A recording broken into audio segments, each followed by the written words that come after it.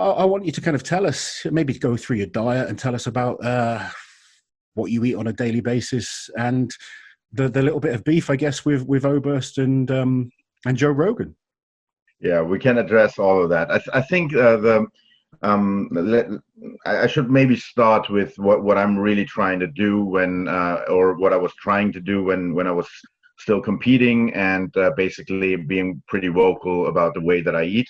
For my main objective is really just to kind of show people that you have the alternative to eat a different way. So it's not really about telling anyone what to eat or what's right or wrong. It's really just to say, well, there's an alternative, and then you can just choose for yourself. So that's basically my mindset that I have. And then when it comes to so this is a very delicate kind of topic, because people have, for some reason, very strong feelings about it. It's why I've got you on yourself, rather than kind of, and to be fair, it's something I'm not, I know about nutrition and stuff like that, but I wanted to get it from yourself rather than just, backstories that people pass around. Exactly, and it's so important when you look at what happened with Robert Oberst and on the Rogan show. It's so important to basically, if it's something that is a little bit more complex, to really talk with the people themselves, because what happened there is they were just pulling some numbers from the web, from other people, and then basically kind of connecting that to me. I think they had some kind of deadlift world record in a small category that a different guy who is vegan holds, and they attributed that record to me, and then started thinking about how I would only deadlift like 600 pounds, which is not the case. Like I'm a pretty shit deadlifter, but I still had a plus 800 pounds deadlift on my prime. So 800 pounds is not shit, but it's but I mean, compared to guys like you, and when you're competing with the opens. There are guys who can, who could always easily crush me on the deadlift. And when I say shit deadlift, what I really mean is that when it comes to something like a squat or something like a yoke, I can keep up with the bigger guys way better than when it comes to something like the deadlift. I'm just anatomically not really suited for it, or I'm just too lazy to train it properly. I don't know, one of those things. So. Yeah, so I think what's basically important in terms of the idea, if a vegan diet works or if it doesn't work, it's really that you shouldn't compare athletes to each other, because when you, like, for instance, a lot of people like to point out that I was never a top contender, which is the case. Yeah. But if you look at my anatomy, like I'm just not built to be. Sure, you're naturally an under 105 athlete. You're exactly. Not a super heavyweight. So it would be silly to contribute the kind of level that I was at just on my vegan diet. So if you want to see if the diet works or if it doesn't, what makes way more sense is to just compare the athlete to himself. While with me, it's pretty practical, because I've been a meat eater when I started my career until 2005.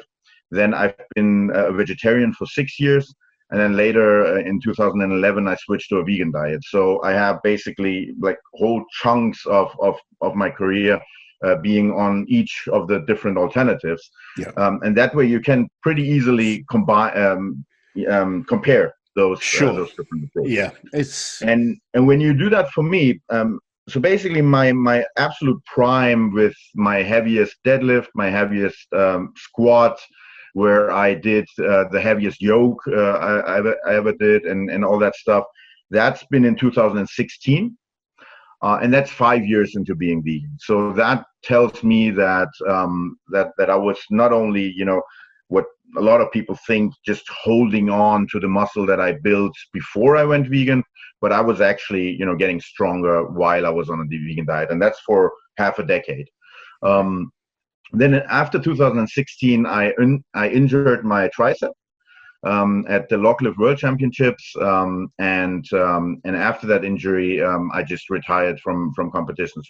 Although I have to say, it was not because of the injury; it was rather I was planning the World Championships to be my last competition, anyways. I was hoping that I would have a good result, Sure. but the injury just made made my retirement basically a little bit less fun, but it was shit happens in strongman, man. Did you see my last competition? Yeah, I know that you injured your calf, right? I tore my Achilles, so fully ruptured my Achilles on actually my favorite event as well. I know you're good at the yoke, but I believed I was the absolute best in the world at the yoke. Certainly at one time. Kiliaskovsky has taken it on another level, guys like Rob Kearney. But at one time, I believed I was the absolute best. So to almost finish my career on my favorite event was hard. Yeah. So you know exactly what I mean. And for me, it was the log, and the log has always also been one of my favorites because I was good at it. So it's really not good. It's that's strongman. we vegan or not, we all get the injuries. Yeah, exactly. So what I have to mention though is that with injuries and with the inflammation and all that stuff that is connected to it, when it comes to recovery and all these things. Actually, a vegan diet, I felt, also helped me a little bit to just basically minimize the recovery times. Okay. So for some reason, I cannot exactly lay out on the biochemical level what the mechanisms are, but for some reason, almost every athlete that you talk with who has been non-vegan before and tried a vegan diet says that the recovery and inflammation levels, they react very positively to it. So that's something to think about if you're, recovering from an injury or something. It might make sense, even if you're not interested in, doing it for a long term or so. It might make sense to do it for a few weeks and then just see what it does with your body. Usually it really helps with these things. Well, I think athletes in general now are taking diet on the whole a lot more serious. A lot of guys are using nutritionists now. They're really taking their food seriously. So whether it's all about performance. It's all about making sure you recover from the workouts, you fuel the workouts, and you put the best food into your body.